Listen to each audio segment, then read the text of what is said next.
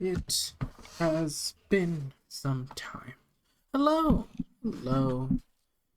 I'm sorry for the past 2 days of it being short streams, but we are here. We're alive. It's alive! Sorry, Duolingo. Gotta dismiss you. Now then, hello everyone! Hello! It's been some time. I already repeated that. I'll do it again. Hopefully not. But for now, we've gotten some tasks to do. Not really many tasks, but much more of some reading to do, as we have a bunch of new stories. We have 2 new stories from Reddit user haunting_minute_5103, and yes, I will say the numbers like an SCP, because why not? Because last time I said 50 or 5103, somebody couldn't find them because they actually typed O, so I have to say 5103. I usually wonder what SCP is that? SCP-5103.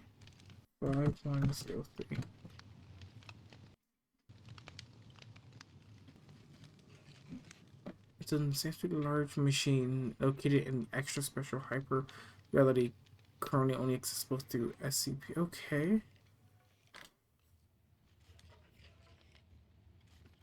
Aha.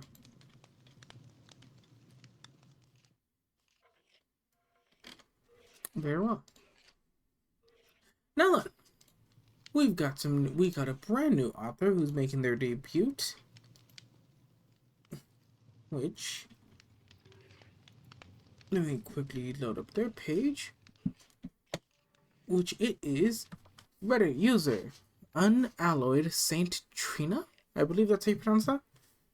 They do have I believe that is a Patreon and a Ko-Fi, if I am not mistaken. So we will be reading some of their stories. Hopefully we make their debut, and we can see how things go. They have quite a bit of stories, and their most recent one seems to be posted 7 months ago.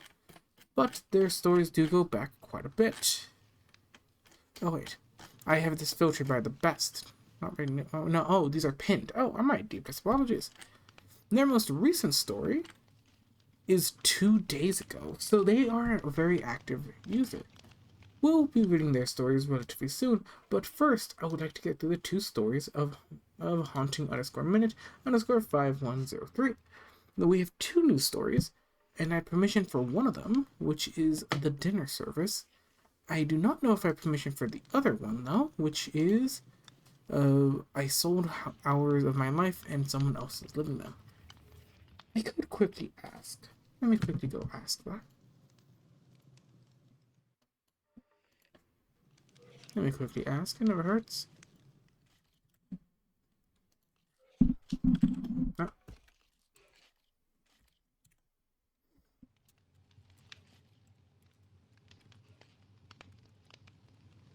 How do you spell this word? I think that's how you spell it. Or am I? Yeah, me. Let's quickly just put that there. For now, we do have this other one. It is a fairly long one. Not as long as their other stories, like The Party Never Ends, but we do have some. It is I would say, a medium length story. So, it should be fun still. So, sit back, relax, grab your cup of water, or any form of liquid, really. As long as it keeps you hydrated, take a long, deep sip, like I'm about to, because this is going to be a Tuesday. Wait a minute. I even remembered I almost went back on my promise. I can't read this one, because this one is going to be the one I record tomorrow. That's right. I've promised myself, and I promised to the author that I was gonna record that one tomorrow, and edit that one, and actually do a proper, I would say, like, long form story, but it depends on how long the actual recording is. So My apologies. So we do not. Right. So that one we'll save for later. Hopefully tomorrow. As for now, we'll look at the new author that puts their hat into the ring.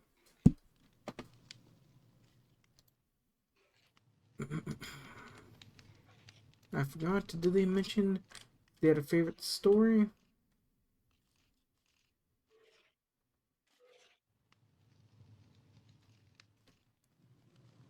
Alright, no, they just mentioned that I sent a link to their subreddit, which we can quickly go do. What is this subreddit? That is Reddit user. I guess that would just be it, wouldn't it? Excuse me. Ah, now here it is. Unalloyed. Okay, here we are. How do I share this community? First, no. Add favorites. No. How do I share this? No, I'll just copy it and paste it into the Twitch chat. So, for most of the stories, you'll find them here in r/unalloyed Saint Trina. All of that is a lowercase. So, I keep saying so often. I really gotta fix my filler words because I'm noticing I do say them quite a bit.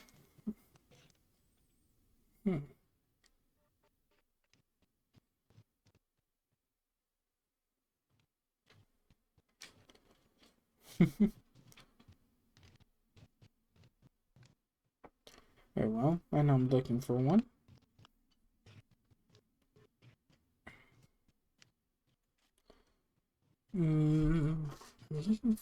I want to find like a good one because I want to represent them well. I don't want to pick like their worst story backs. And then again, they do have pinned stories, which I suppose this could work.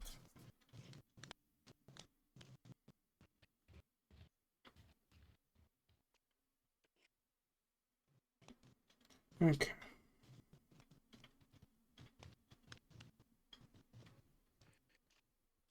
So I suppose we should just work with the pinned one, shouldn't we? Sorry if I'm quiet. I'm kind of like thinking in my own head right now. Sorry. Yeah, we'll go with their pinned one because it seems like that's their most accomplished one. I don't want to sound rude. Then again, I can't really say anything because well, I don't have any accomplished ones. So sit back, relax, tell me. Have you heard this story? Posted on r/no sleep 7 months ago. After surviving a plane crash while traveling aboard, I thought the worst was over. I was wrong. What found me at the crash site was far worse. Initially, my memories of the crash were limited. A fractured, imperfect recollection, missing crucial details. When I tried to remember those details, a series of jumbled images played in my mind, like I was reviewing a handful of blurry, out-of-focus Polaroids that someone had shuffled into a non-chronological order deck. Over time, that changed. My memories became clearer, but in the beginning, everything was a haze of emotion, sound. This is what I remember from the beginning. Divya, pretty sure that's how you pronounce that. If I mispronounce it, I am deeply sorry. Divya and I were sitting next to each other. The other two passenger seats on the opposite side of the aisles were empty. The pilot turns around to us. I only see him for a second, but there's something memorable about him. It's not the fear stitched into his face, nor is it the words he shouts at us. It's something else, something important. My sister's smiling, big brown eyes alive with infectious excitement. Her lips are moving, trying to tell me something over the mechanical thumps of the aircraft's single engine. I peer at the window, watching the Alps pass under us. Verdant green valleys, smattering of pine trees dotting the landscape, forming unique and cryptic shapes like geological birthmarks. Not birthmarks, actually, more like scars, which is an important distinction. I don't know why.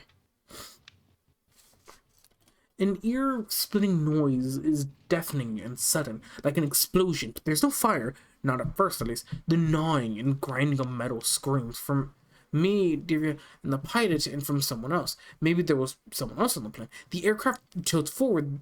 We enter a death spiral. The violent movement rips the pilot from his chair, and he's gone. There's something important about him. It's not the fear in his face. It's something else. Before I could take what it is, we're meters from the ground. There's this roaring of atmosphere rushing through the holes in the cabin.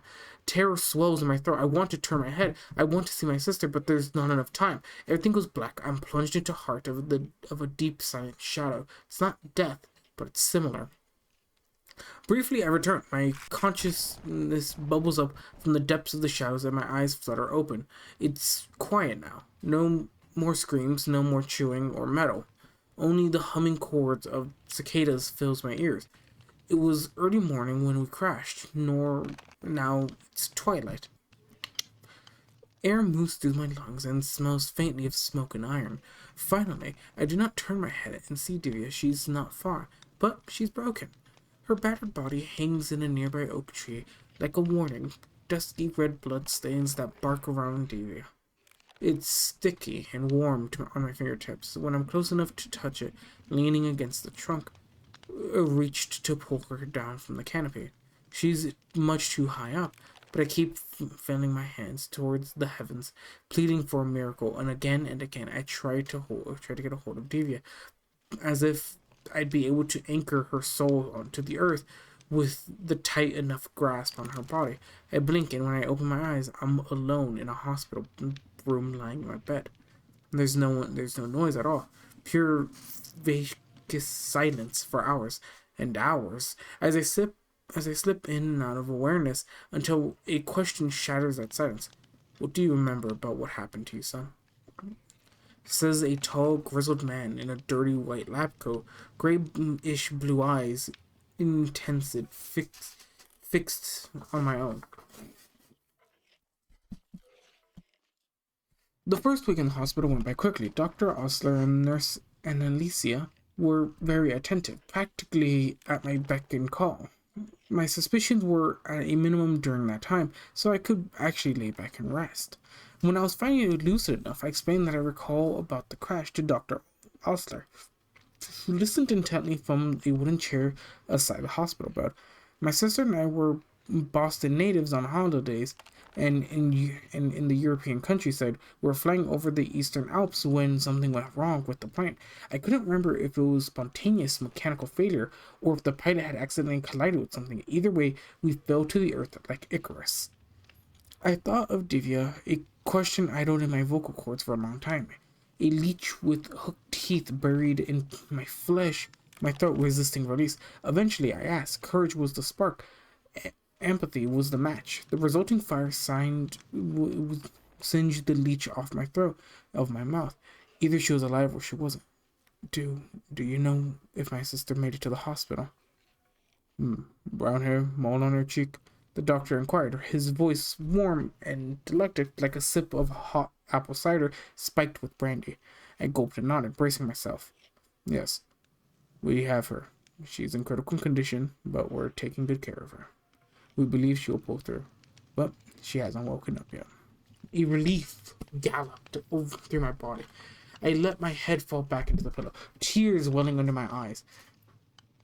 As I quietly wept, he continued to fill in the gaps, detailing where I was, how I got here, and what was next. Essentially, the plane crashed, landed outside the Bavaria, southern East Germany. A farmer watched our meteoric descent from the sky and immediately called for an ambulance. Now, my sister and I were admitted to a small country hospital about 10 minutes from the wreck site. Both of our legs were broken and I lost a significant amount of blood. Otherwise, I was intact. Divya suffered greater internal injuries, so she was in the intensive care unit. Dr. Oster expected her to make a full recovery. There were no other survivors. He stood up, patted me on the shoulder, told me to sleep, and informed me that Annalisa would be in soon to record my vital signs. When can I see her? When can I see my sister? His footfall slowed until it came to a complete stop. He remained motionless for an uncomfortably long period of time, with his hand wrapped around the brass doorknob and his back towards me. Never said a word. After about a minute of eerie inaction, he twisted the knob, pulled the door open, and left. That's when I noticed something about my situation was desperately wrong. As the doctor exited my well-lit, windowless hospital room, I glimpsed whatever was outside in an attempt to conceal it. He didn't swing the door wide open. Instead, he cracked it only slightly, just enough to squeeze his gaunt body through the partition, with his lab coat audibly dragging against the doorframe. Despite his attempt to block my view, I saw enough to plant a seed of doubt in my head about Dr. Osler and what he had told me. A clock on the wall read noon, but whatever was outside the door was pitch black. Interesting.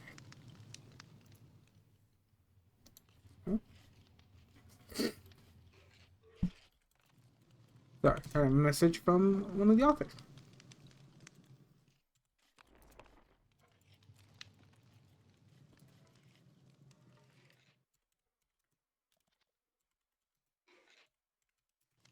There we go. Also, I have been told that me talking what I'm typing is annoying to people. So I'm gonna try my best to like not do that as often. Okay. Luckily, we stopped at the store to respond, and there was a little breaker.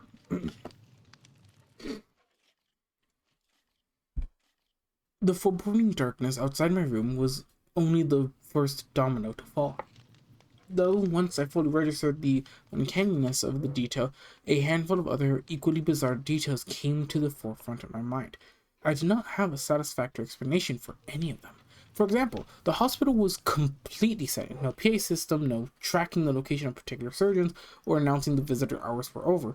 No ambient noise like heavy hospital beds thundering down the hallway. Even my room was dead silent. Initially, I didn't notice the quiet. Allowed me to fall into sleep without issue. That said, I was wearing an oxygen monitor. I had an IV in my arm. The machines above me appeared to be connected to both things, and yet they were silent too. Shouldn't they beep? Shouldn't they have some kind of sound? The only noise I've heard from were the voices of the hospital staff members, only when they were in my room, talking to me. Which brings me to Nurse Alicia. Initially, she was a tremendous source of comfort. Her very presence was sedating, humble, and grandmotherly.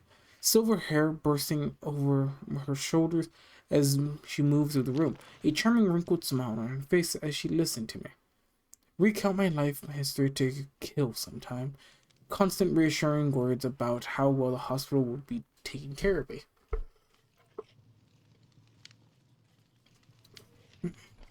But like everything else, once I looked a little harder, Alicia went from likable and enduring to particular terrifying.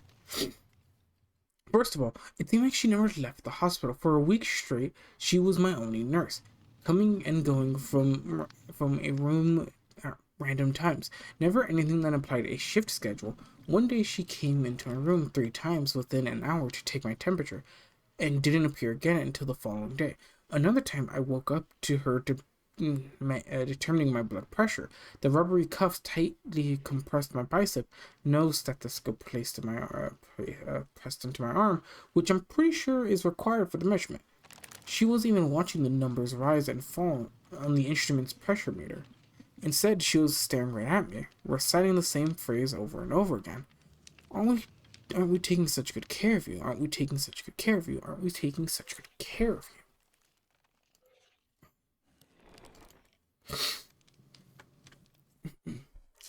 All the while, she continuously inflated the cuff, pausing for a moment, releasing the air, and then repeating the process again.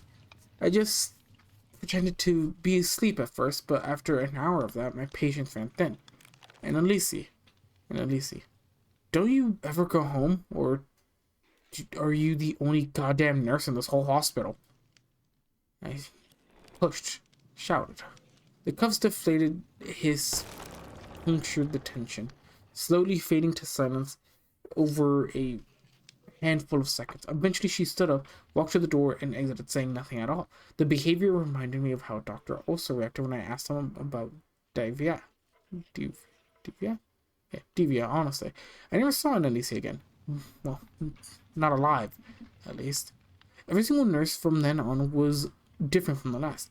Like somehow my singular complaint had rewritten the entire staffing infrastructure of the hospital. And I mean every single one. Now instead of having one nurse in, and now having one nurse a day in and out, I'd been visited by 30 different nurses over the course of a few days. It didn't make any form of sense. I asked for different nurses, but that's sure as shit what I got. After about a month in that room, and with my suspicious rising, I started developing an escape plan. The only thing that was really holding me back was my cast. Since the day I woke up in the hospital, marble white plaster completely encased each of my legs. The cast didn't appear to have appealed to be professional though. The surface went smooth and they were rough and bubbly. Some areas clearly had more plaster than others, and they didn't appear to be in a rhyme or reason for asymmetry. Not only that, but the material seemed unnecessarily dense and heavy, and the casts were tightly molded to each extremely. It was nearly impossible for me to move on my own, almost like they were created to function like chains shackling me to the bed.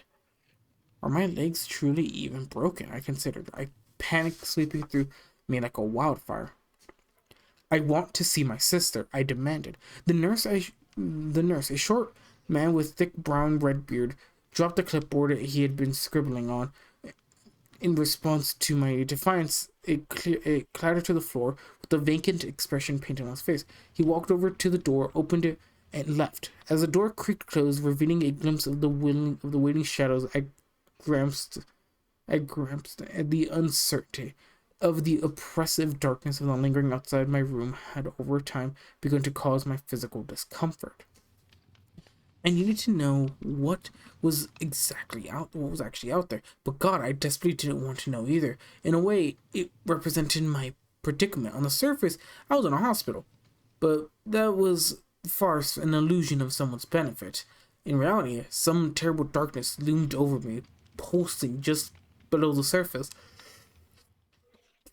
spilling in every so often through the cracks of the masquerade. After a few minutes, Dr. Ulcer paced into the room, letting the door sway shut behind him. Dr. Ulcer, you told me Divya was alright.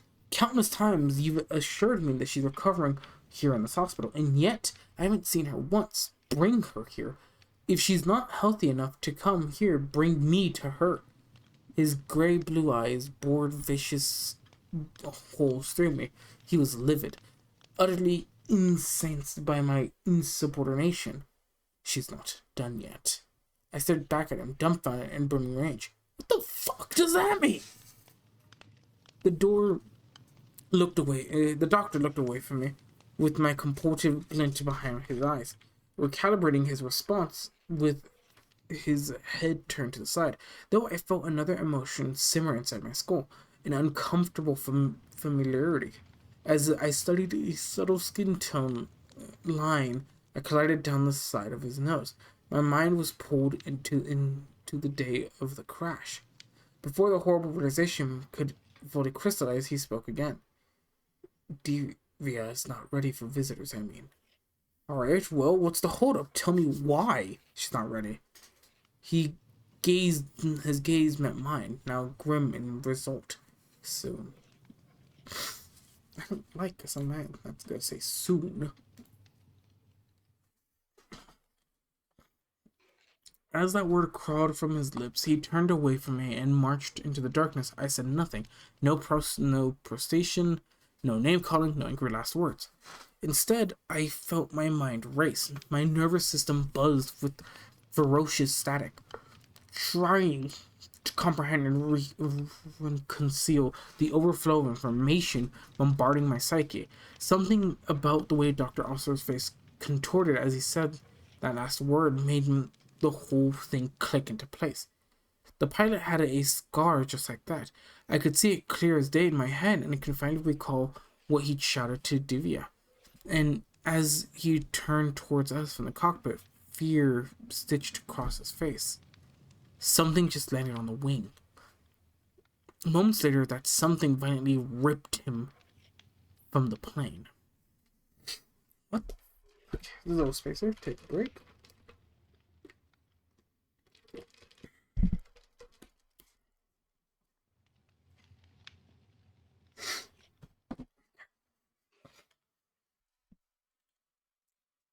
The the impossibility of realization lulled me to sleep with a conclusion.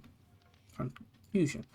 Mental exhaustion just shut my body down minutes after the pilot slash Dr. Oster left the room. When I awoke, excuse me. When I awoke, it was midnight. Say that again.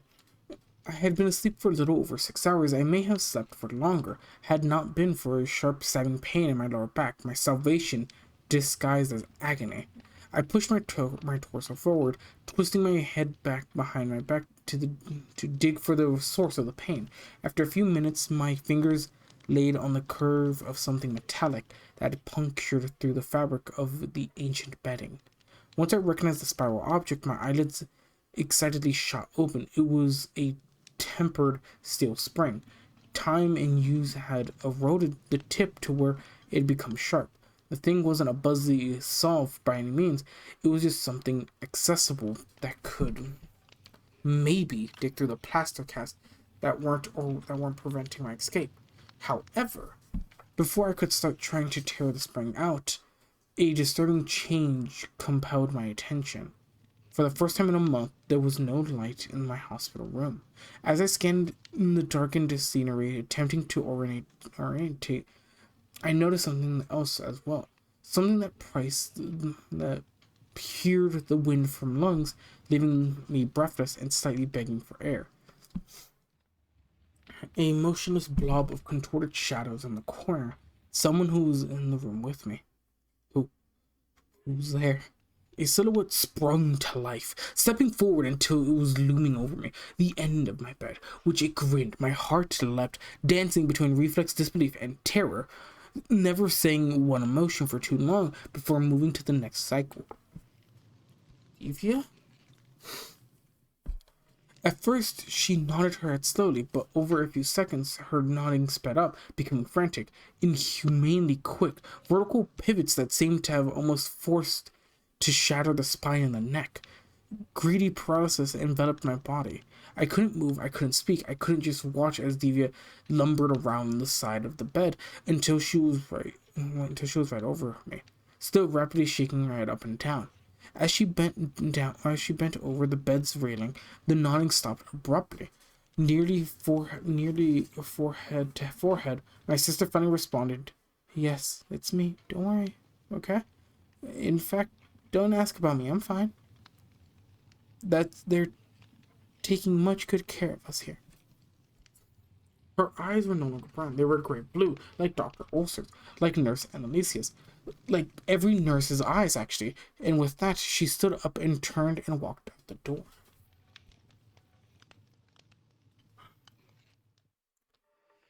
Hmm.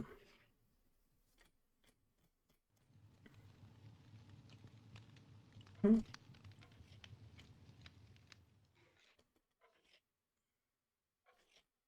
Hmm. From that night on, I accepted my sister was dead. With my attention undivided, I worked singularly up towards escape. Grief could come later after I was able to be from that thing that killed her in the commemorating way. God, I struggle with big words. Disassembbling the cast with the sharpened end of the spring was laborious. Every minute that thing wasn't in the room, I was scraping away at the plaster, making sure to focus my efforts on the undertone of the mold rather than the outside. That way, if inspected the cast, it wouldn't be that obvious that I'd been indiscriminately weakening the plaster. If it was in the room, camouflaged as a real human, I smiled. Engaged in pleasant conversation, profusely displayed my gratitude, thanked to every chance I got.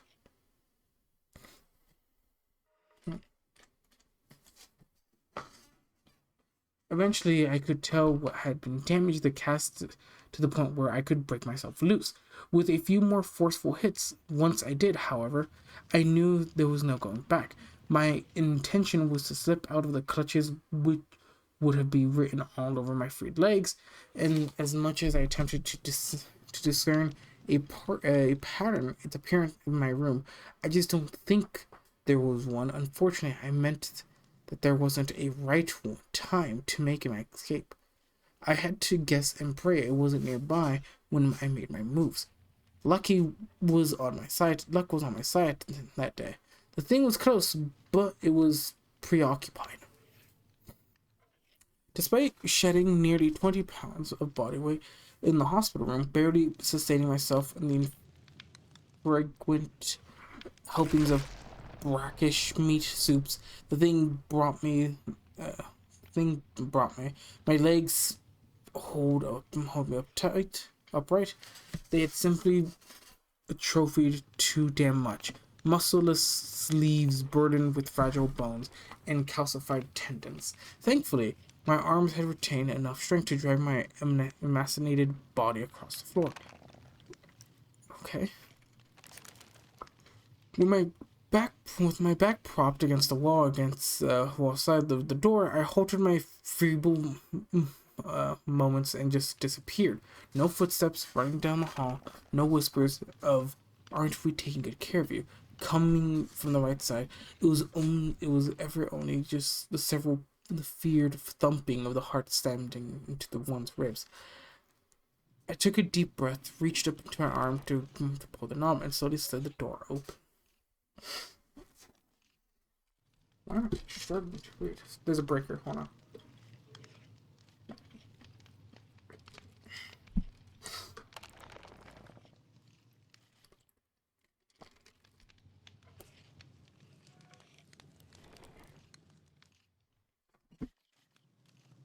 Okay. Let's continue. Okay. It wasn't hell on the other side of the door, like my restless mind had theorized, or more than one occasion. Not in the literal sense, anyway.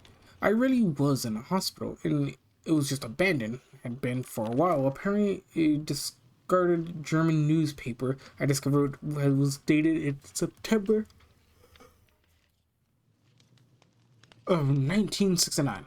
The dilapidated medical ward was dimly lit with natural light that filtered in from various broken windows. Thick dust shattered glass and scurried insects littered the floor. I crawled around, overturned cash carts, and toppled transport beds, like I was navigating the tunnels and trenches of Okinawa. But at the end of the hallway, I spied a patch of weeds illuminated by rays of witch white light. There it was, my escape. There it was, my escape, my open doorway, a portal to the world outside this place. Flickers of hope were quickly overshadowed by smoldering fear. As I got closer and closer to the exit, an unidentifiable smell was becoming more and more pungent, a mix of rotting flesh, bleach, and tanning leather. The thing wasn't gone, it was still there, and when the aroma became truly unbearable, I knew I'd reached the place I called home. I didn't even see everything when I crawled by, but because the door had been ripped off its hinges and the massive hole in the ceiling was casting a spotlight over the profound workshop, I saw enough to understand.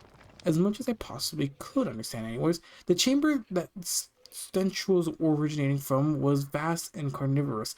Maybe it served as a lecture hall or cafeteria at some point. Now, though, it had a different purpose. It was there. It was where the thing keeps its moves. The abomination had pretended to be every people I'd interact with while at the hospital: Dr. Ulster and Alicia, all of the other nurses, and most recently Devia. A horrific stage play where it gladly filled all the roles. The entire month, I thought I was talking to dozens of people. In reality, it had been this goddamn mimic every single time.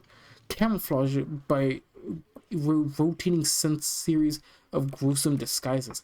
Hundreds of eyeless bodies hung around the room like scarecrows, arms held outstretched by the horizon wooden poles that were tied across their backs. Thick pulsing gray-blue tethers suspended the bodies in the air at many different elevations.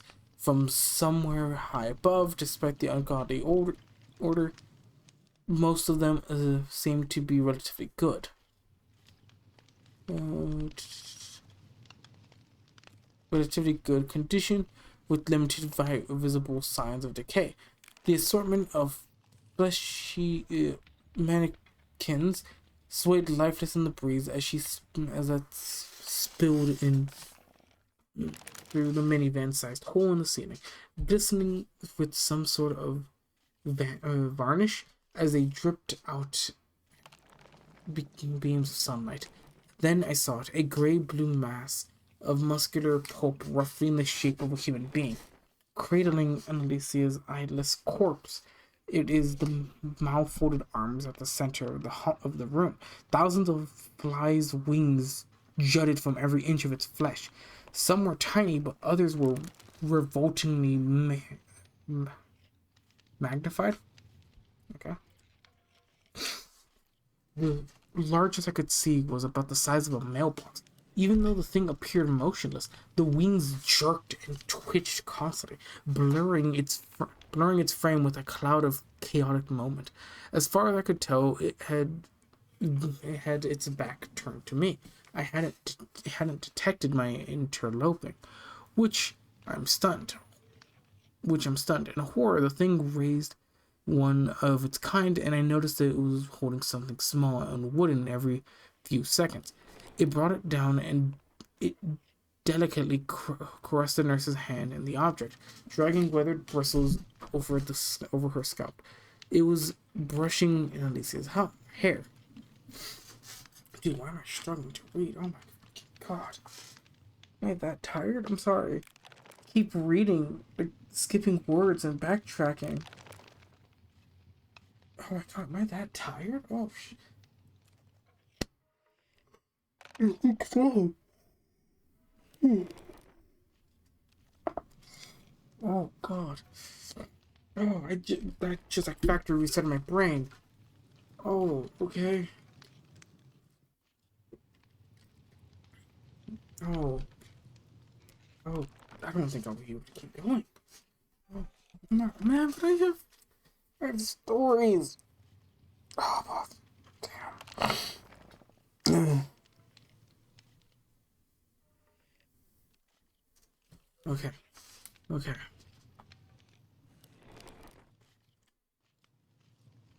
It was brushing Alicia's hair. Then it spoke. It felt uncontrollable.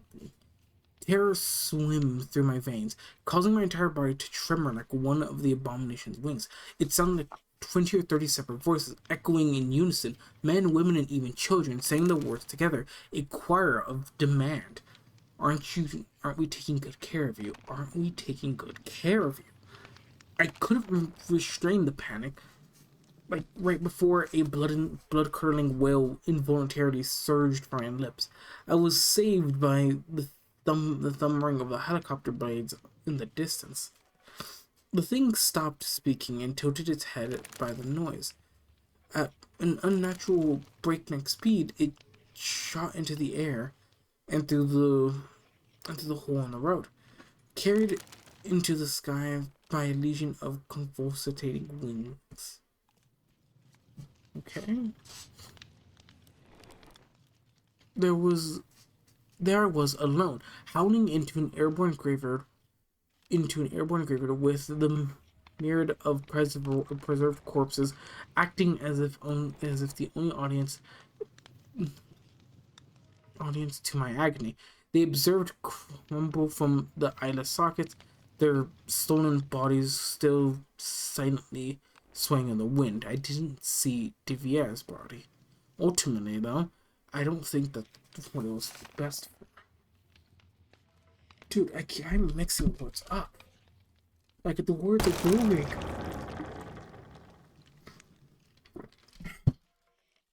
You know what? Knowing how things are, I'm gonna finish this story, then I'm gonna just call it, dude. Hold on. Oh my god. I didn't think I was that tired to be messing up words. Okay. And I'm not doing a good job representing this. I'm not doing a good job representing this author, and I feel bad. Okay. After I crawled out of the hospital, it took me nearly a day to stumble across another living person, a man and his hunting dog. They delivered me to a real hospital, where I spent the next half year recuperating from the ordeal. I told the police about the plane crash, the abandoned hospital, as well as its museum of hanging bodies.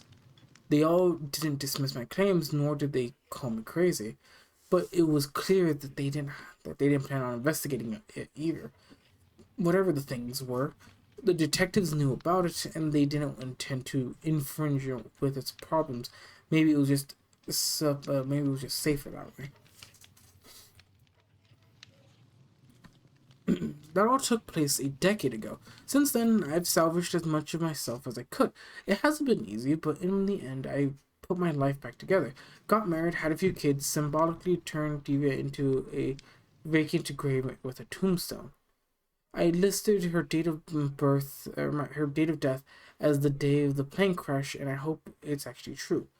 But I don't know for sure, and I don't like the dwell on the idea. The biggest hurdle has been trusting people again, especially when I'm alone in the room with more than one person.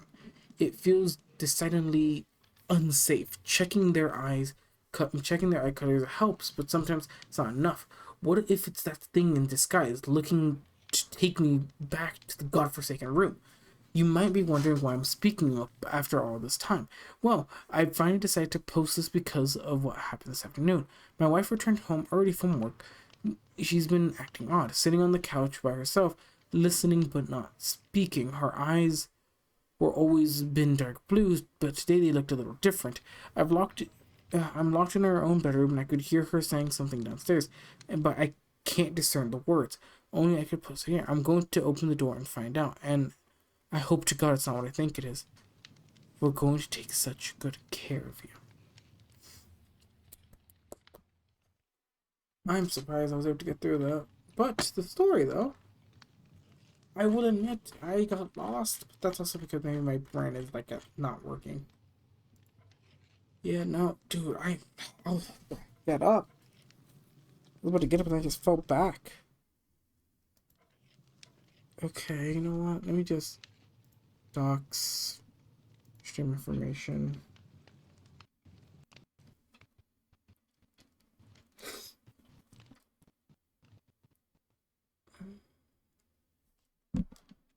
Yeah, let me just.